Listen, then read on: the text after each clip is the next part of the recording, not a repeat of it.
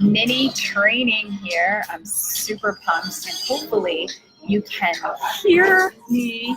I have my earpiece in and I'm ready to rock, and this is so much fun. Oh my gosh. So you want to master your anxiety.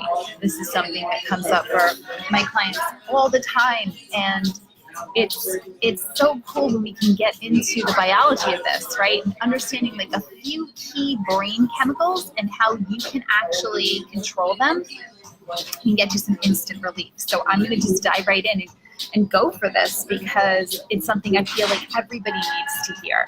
It's within our power. Like, we have the personal biological power to choose into any emotion and create any reality that we want for ourselves. And that, to me, is exquisite health. So if you know somebody that is struggling with anxiety right now, certainly it is something to take seriously. Please share this out with them. Nobody should have to suffer with it. So let's get into it. I'm actually going to preface this by talking about the word anticipation. It's one of my favorite words. And it's this beautiful ability to embody the feelings of like excitement, but in the present moment. And that's where anxiety starts to trip us up, right? Being excited about something implies that, we're looking forward to some extraordinary event in the future, right? And it's a fine little dance where we want to fully embrace the warmth, right? The warm body sensations of excitement without surging into this wishful thinking place where you kind of start hoping that time will pass so that you can get there, right? To some place in the future. And now your mind slips into like the details of planning mode, right? Essentially, like, you're losing time and the essence of the excitement in the first place, because now you're like, oh my God, I have this trip coming up, and now I need to pack, and I have to get the kids ready, and I have to do this, and I have to go shopping, and I have to make sure, and right? You spike your cortisol. In turn, you're suppressing your melatonin, and you find yourself stressed out about the very thing that you're excited for, and you're losing sleep looking forward to it, right? I mean, like, I've lived in that so many times where I'm like up at night planning out some event that I should be looking forward to. And it cracks me up now. Like, this is so funny when you really step out and detach and see how funny we can actually be. That in and of itself can start to relieve those feelings, those anxious feelings. So the key is be in anticipation, right? Infuse your wishing with a little bit of faith, well, actually a lot of faith, and patience. And the most important thing is appreciation. Ground yourself in the hormonal happy cocktail, right? And nourish your body, increase your energy, magnify your radiance. Okay, this pretty much ensures two things. One, when you step into the moment and just embody the excitement for what it is, and you feel the warmth of those feelings, and you release any expectations of the future, you ensure that by detaching from it, that you will in fact have a magnificent time. And one other great thing, which also causes anxiety. When I was a kid, I'll give some context here. I used to look forward to Christmas so much. I looked forward to Christmas so much. I was so excited for it that I actually started to get sad, because then I'd be worried, oh, it's going to be over. It's getting so close, and that means it's going to be over, and then I'm going to be sad. Right? Can you relate to that? Do you do that? Like, you're looking forward to this huge trip, this huge vacation, and then you almost feel sad because you're like, oh, then it's going to come to an end. Being excited about something extraordinary in your life is, in and of itself, wonderful. And when you can detach from the event and see that you get to feel good anytime you choose to, then you rely less on the external events to bring you joy. And living in the moment, embodying that, brings a deeper, richer sense of contentment in your life. And that is lasting health. And that's what I'm just on a mission to help everyone with. So how can you experience anticipation more deeply and master some of your brain chemicals to enrich your health and really kind of shift out of the anxiety state and into just the being and the unfolding of the life situation that is? So step one is simply savor the knowing. And what I mean by that is just decide right now, make a conscious choice. Like choose right now, firmly, that you know that this event is in fact coming. Release yourself from it, right? By saying, I like to say, you know, the time's gonna pass anyway. So I might as well choose how I want to feel.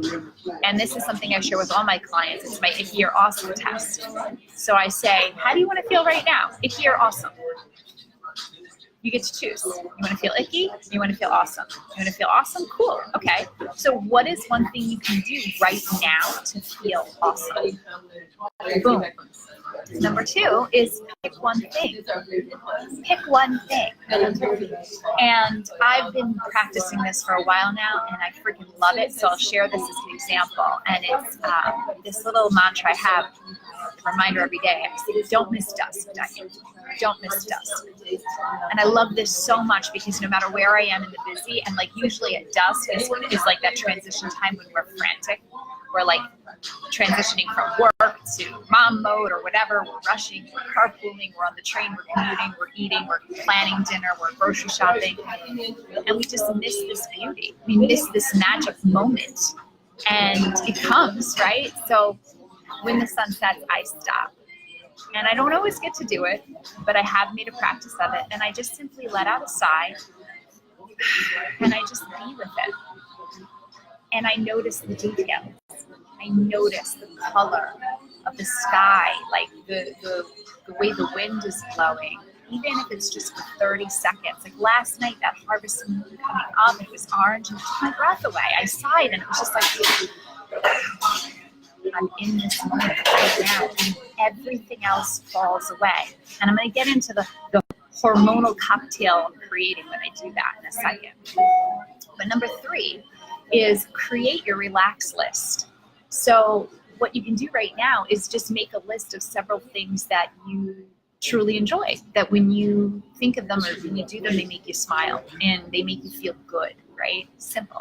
And then every morning, ask yourself from like your deepest heart space, right? Like, what is my heart's intention for today to show up and best support myself? And then refer to the list and pick the one thing that calls to you, the one thing that jumps out at you. And here's the key. Do it.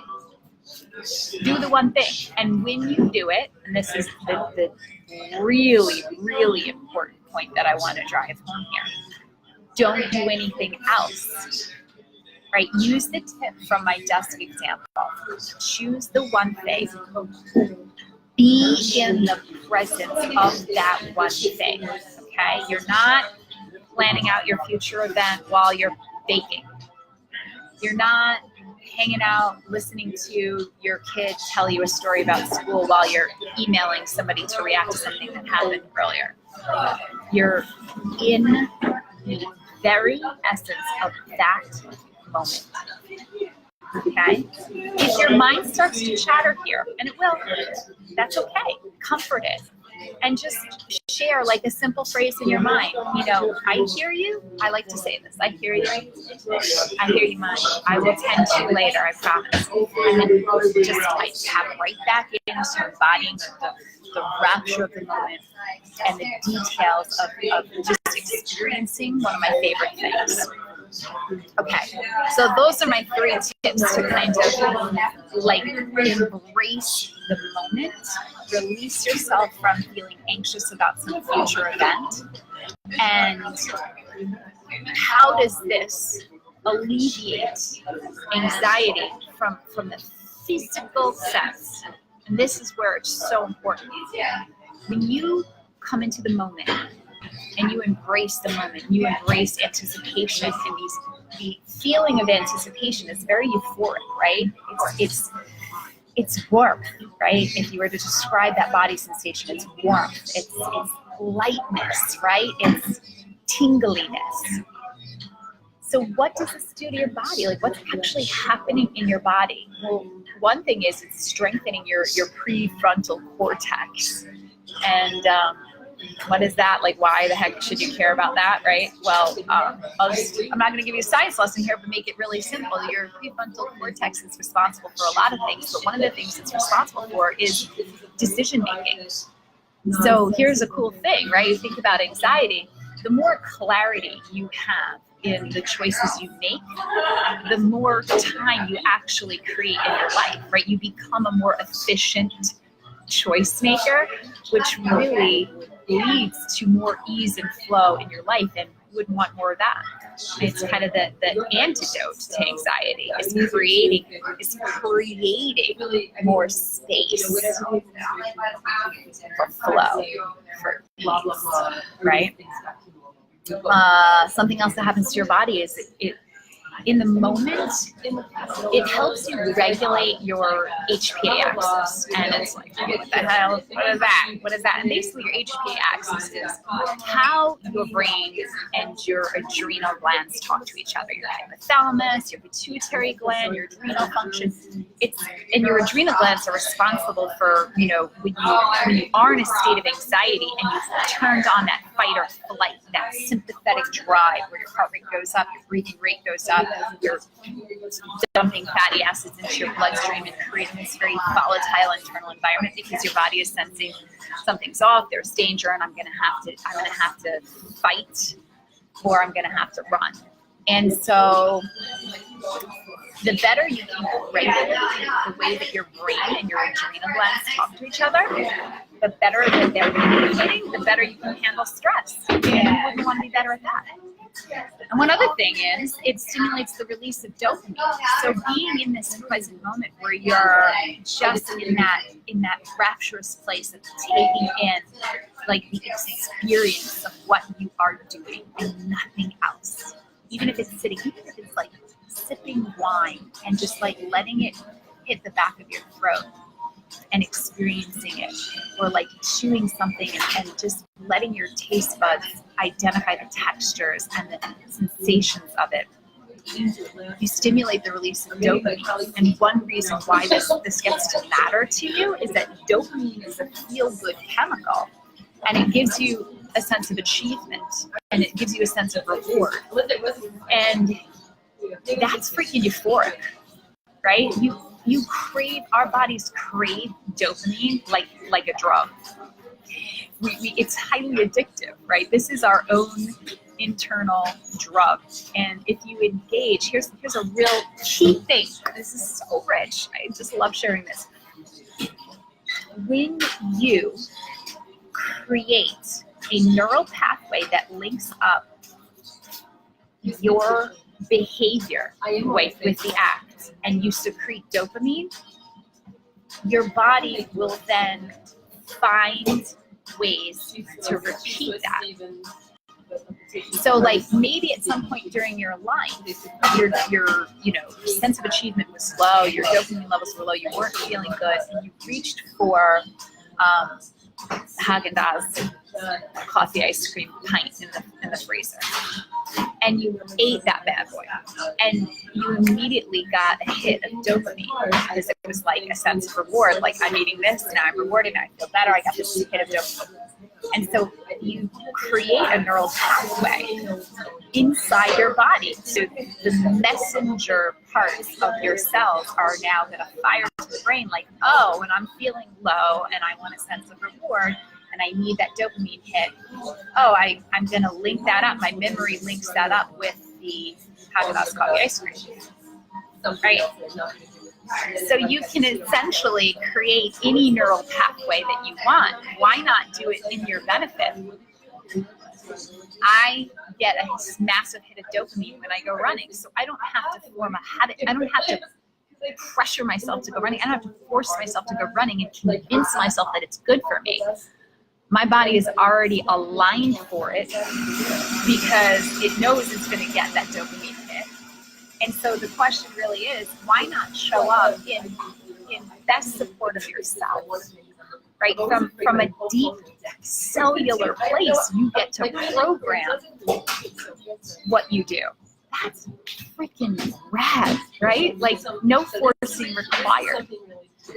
Okay, so that's kind of the tip I want to give about, stepping into anticipation and releasing yourself from the anxiety of it, allowing yourself to live in excitement and to embody it in the moment so that you start to secrete feel-good chemicals, that you start to upregulate the way your body and the way your brain and your adrenal glands talk to each other.